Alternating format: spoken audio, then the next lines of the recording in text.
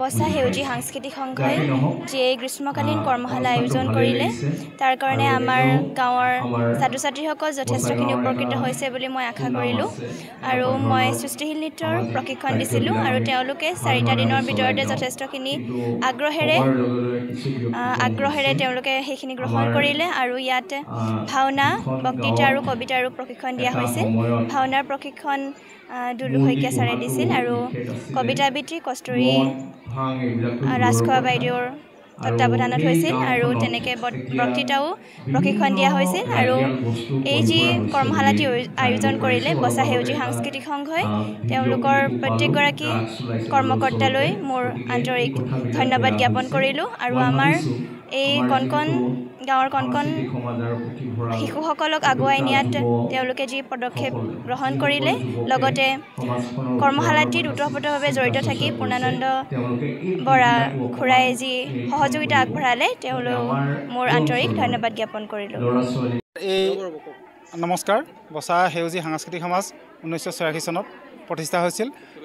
প্ৰতিষ্ঠা কালৰ পৰা বৰ্তমানলৈকে আমাৰ এই অনুষ্ঠানে কেইবাজনো অসমৰ সাংস্কৃতিক জগতত চিনাকি ব্যক্তি হিচাপে উজ্বলি উঠিছে। তাৰ ভিতৰত ৰঞ্জিত গগৈদেৱে প্ৰাগ নিউজৰ বিহু সংক্ৰান্তীয় বিভিন্ন অনুষ্ঠানত অংশগ্ৰহণ কৰিছে আৰু তাৰ ভিতৰত আন কেইজন উল্লেখযোগ্য ব্যক্তি হ'ল উজ্জ্বল চুতীয়া, তৈলক্য শইকীয়া আৰু মৃদুল বৰা। তেওঁলোকে অসমীয়া সাংস্কৃতিক প্ৰথাখনত বিভিন্ন দিশত আমাৰ এই অনুষ্ঠানৰ পৰাই আগুৱাই গৈছে। এতিয়া আমি এইবাৰ আমাৰ অনুষ্ঠানে 14 দিনীয়াকৈ এটা গ্ৰীষ্মকালীন কৰ্মশালা অনুষ্ঠিত কৰিছিলোঁ। তাৰ ভিতৰত আমাৰ উল্লেখযোগ্য বা প্ৰধান বিষয়টো আছিল অসমীয়া ভাওনা জগতত অভিনয় সম্পৰ্কত। গতিকে আজি আমাৰ সামৰণি অনুষ্ঠানত আমাৰ প্ৰশিক্ষকসকলে বিভিন্ন দিশত কেনেধৰণে কি শিকালে বা কি আমাৰ প্ৰশিক্ষকসকলে ল'লে এই সম্পৰ্কত আমি তেওঁলোকৰ দৃষ্টি নিবদ্ধ কৰিবৰ কাৰণে আমি এই অনুষ্ঠানভাগ অনুষ্ঠিত কৰিছোঁ। অনুষ্ঠানত আমাৰ প্ৰশিক্ষাৰ্থীসকলে তেওঁলোকৰ যি শিকিলে এই সম্পৰ্কত তেওঁলোকে তেওঁলোকৰ পাৰফৰ্মেঞ্চ বা পাৰদৰ্শিতাখিনি প্ৰদৰ্শন কৰিব। ধন্যবাদ। আজি আপোনালোকে আনুষ্ঠানিকভাৱে সামৰণি মাৰিছে। আজি উক্ত সভাখনত কোন উপস্থিত আছে? আজি আমাৰ সভাত উপস্থিত আছিলে আমাৰ গাঁৱৰ বয়োজ্যেষ্ঠ 3জন বিশেষ ব্যক্তি। তেওঁলোকে আমাৰ এই অনুষ্ঠানৰ গৌৰৱ। তেওঁলোক আছিল এজন মুনীন্দ্ৰ শইকীয়া, গণেশ গগৈ আৰু এজন হ'ল ফটিক বৰা। তেওঁলোকে আমাৰ এই অনুষ্ঠানৰ পৰা বিভিন্ন ক্ষেত্ৰত সেৱা আগবঢ়াই গৈছে। তাৰ ভিতৰত হ'ল মুনীন বৰা এজন বিখ্যাত পেঁপাবাদক আছিল।